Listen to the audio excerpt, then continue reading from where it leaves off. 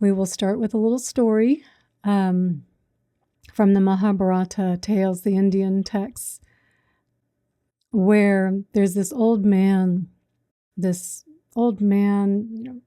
poor, hungry, tattered clothing, his hair and straggly hair, and he's going around the neighborhood and he's begging for food. And he comes across this one man, Yudhishthira. And he asked Yudhishthira, he says, "Oh, please, can you help me? I'm so hungry. Could you please help me get me some food? A few coins maybe to get some food." And with really barely giving him a glance, Yudhishthira just casts him off and says, "Come back tomorrow. Come back tomorrow. I'll help you tomorrow." So the beggar goes away, more dejected, even hungrier. And Yudhishthira keeps doing what he's doing. And a few minutes later, he hears this really frantic drum beating sound. He thinks, "What's that?" And he looks around and he sees his younger brother, Bhima, walking down the street with a drum. And he's really banging on the drum, like trying to get everyone's attention. And Yudhishthira goes running out to Bhima and he says, "What are you doing?" And Bhima says, "Oh, I'm trying to get everyone's attention. I'm headed towards the square. I want everyone in the village to know that you have won the battle of time." And Yudhishthira's thinking, "What are you talking about? I've won the battle of time." And Bhima says, "Well, just a few minutes ago, I noticed that interaction you were having with the beggar, and you told him to go away and come back tomorrow, as if you 100% knew that he would be here tomorrow, and that with 100% confidence you knew that you would be here tomorrow, and with the absolute assurity you knew that the beggar would still need help tomorrow, and with 100% confidence you knew that your conditions would be such that you would still be able to help tomorrow. So I want everyone in the village to know that my big brother, Yudhishthira, has won the battle of time." So of course Yudhishthira gets the message here, and he goes running back looking for the beggar, knowing that the only moment that he can really help the beggar, the only moment that he knows he has the conditions even to help the beggar, are right now, because he doesn't know what the future will bring. He doesn't know if tomorrow he'll have enough food to share, some coins to spare, or even if he will be here, that he does not know the future. And we all have a little Yudhishthira in us, right? How we tend to imagine that tomorrow will always be here, that we can practice more tomorrow, right? That we can make the healthy choices tomorrow, that we can change our spending habits tomorrow, because not only are we so confident that we will be here tomorrow, we are so confident that the good conditions that we have will be here tomorrow as well. And yet none of us knows what tomorrow will bring. None of us knows whether our good conditions will remain. And of course, there are times when life gets very busy, and we have legitimate reasons for driving through the fast food instead of making the healthy food choice, or maybe not getting our evening meditation in because we're traveling. Like, we have legitimate reasons at times for not making the most skillful choice. But way too often we give in because we're easily distracted, and we just so easily procrastinate because we are so very confident that we will be here tomorrow and that our good conditions will be here tomorrow as well. And it reminds me of a friend that I was thinking about earlier when I was thinking about this talk. This was several years ago. She was married at the time, and her partner were having a lot of difficulty communicating. They'd always had slightly different communication styles, But it was just becoming more and more of a problem. And while they both loved each other and they actually had a very good life together, she knew she had to do something. And we had talked often about it and said, you need to go and see a therapist. You guys need to go to some marriage counseling. You need to figure out how to communicate better because this is becoming a problem. It's getting worse. It's affecting the marriage because every time we get together, she was talking about how much he was driving her crazy. And yet the other side, she's like, but I love him, but we're driving each other crazy. And they had been to a therapist before, so he was on board with it. And so, that was going to be the plan. And every so often when I would see her, so how's it going? Are you guys, are you going to therapy? No, not yet. I know, things have just been busy. Things have been happening. We haven't gotten to it. And then she lost her job. And so, of course, they were tightening up a little bit on finances and life was becoming a little bit more stressful because she didn't have a job. Finances were a little tough. And one of their children, their daughter, had moved back in with them, who was also having some emotional problems, some addiction problems. So, back in the household now, they've added more stresses on top of this situation where they already weren't getting along. And because they thought they had all the time in the world to work on this, that they had the good conditions, that they could get to this, they didn't. And it didn't take long before the marriage really did unravel. And then they did end up divorcing because they were so convinced that they had the next day to work on this, or the next week to work on this, or the next month to work on this. And this is how we are when we think, oh, I won't meditate tonight because I'm just too tired. I'd rather watch TV or Netflix or something. Or, we're angry at someone and we're so attached to our story and it's spinning around in our heads and we're thinking, I know I should go and do some loving kindness meditation, or I should do some type of heart-opening practice to help soften my anger towards this person because I know this is eating me up inside. But instead we think, oh, I'll do it tomorrow. I'll do it tomorrow because we're so confident. We're so confident that there's going to be time tomorrow, that the conditions that we have will still be good tomorrow. When we don't know that. We talked a little bit about that on Sunday's class on the half-day mindfulness retreat we did, where we don't know the peaceful conditions, if they're going to last. We don't know our health, how that's going to be in the future. We don't know what our finances are going to be like.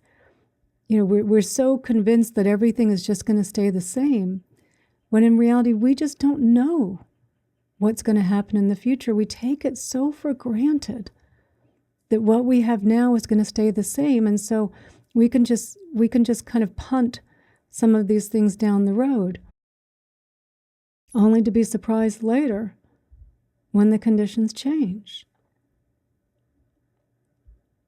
And that doesn't mean that I'm proposing that we're, every spare moment of the day we're meditating, that we're only focusing, that we're kind of becoming too intense or too extreme in our practice, because we know that's usually not sustainable.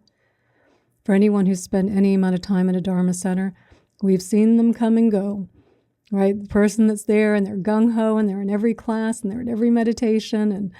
And then after a few weeks or a few months, you kind of think, oh, where's such and such? Haven't seen them for a while, right? Because there's this kind of extreme then going to the other side. So, and again, we talked about this on Sunday as well. Like, anytime you're grasping at this as well, that's not healthy.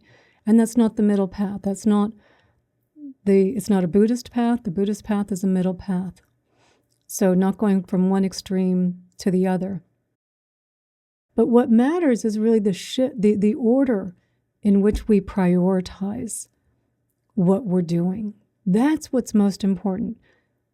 We know, we just answered the question in our meditation, what's most important, right? What is it that we intrinsically want to feel, to know, right? Something along the lines of peace, contentment, of joy, connection, belonging, something along those lines. And then when I asked the question, what could you do more of or less of? I'm sure no one said I could watch more YouTube or Netflix, or spend more time on social media, or watch more news, or eat more sugary foods, or go shopping or gambling, or drink more alcohol. No one was saying to do more of those things, right? We were all, every one of us, those would have been on the do less side, and would have been more ways of tweaking our practice, of our meditation practice, of our mindfulness practice, looking for more ways to bring in, again, as we talked about on Sunday, like kind of these little mini retreats, right? Those would be the things to help us connect closer to what it is that we most want.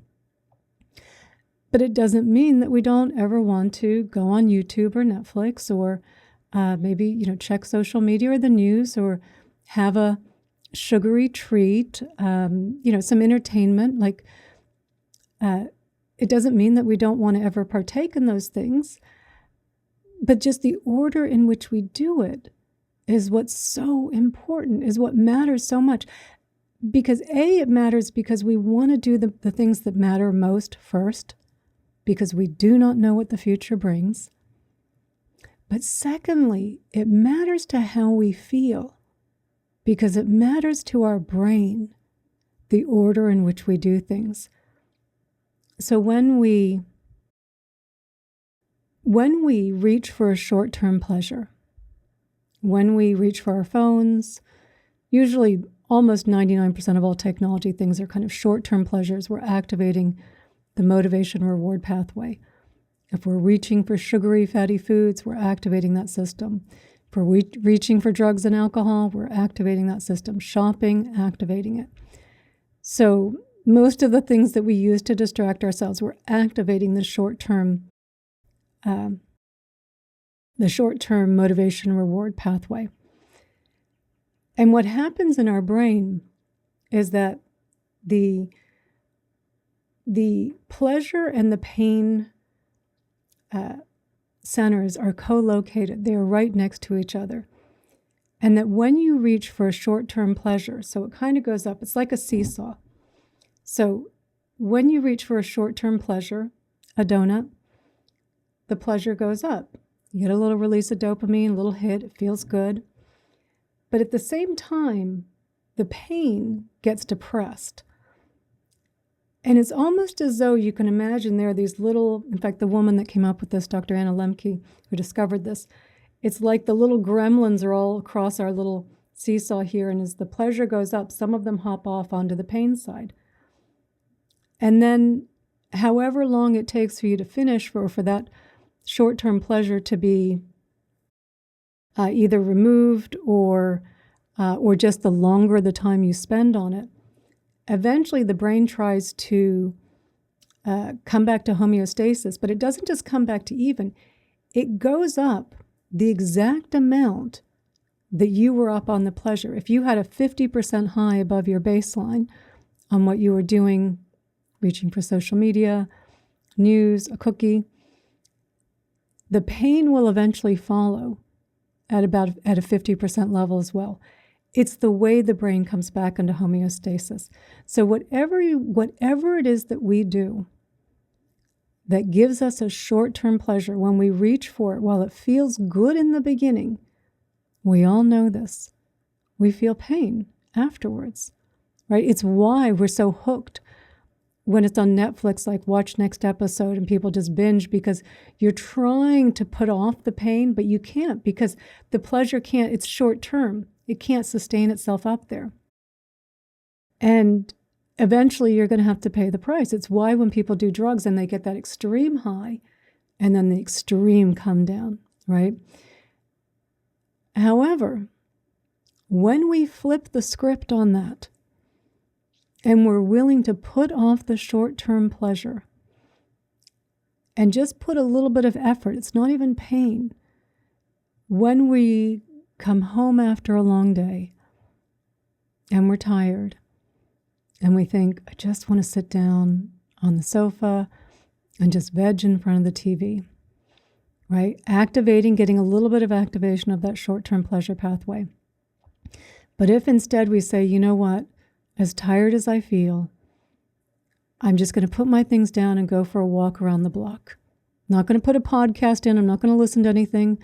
I'm just going to clear my head and go for a walk. Or I'm just going to sit and meditate for 10 minutes. Or I'm just going to sit in the chair for 10 minutes and do nothing and just let the day just settle down. Just by applying that effort up front, what we're doing is activating the opposite pathway, the pain. And again, it's just some effort. It's not pain. It's just some effort.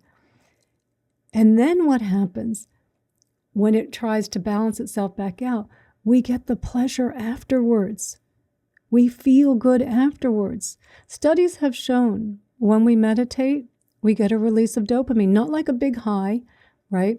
But just a nice steady high. It lasts a little bit longer, right? We feel a little bit more energized, a little bit more motivated.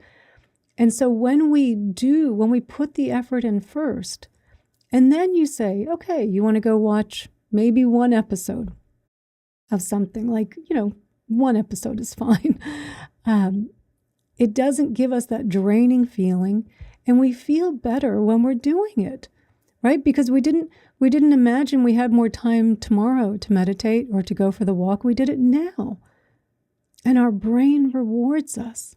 So every time, even again, those times you're upset with someone, and we know that the practice is to do some loving kindness, to in some way open our hearts. But we're so focused on trying to distract ourselves away from it. And we just say, you know what? Maybe you are going to go meet a friend for a drink to talk about it. But before you go, you just sit. Maybe you're driving there now and you just sit in your car for 5 minutes and you just focus on your breath at your heart, and you just try and remember some good things that are going on in your life.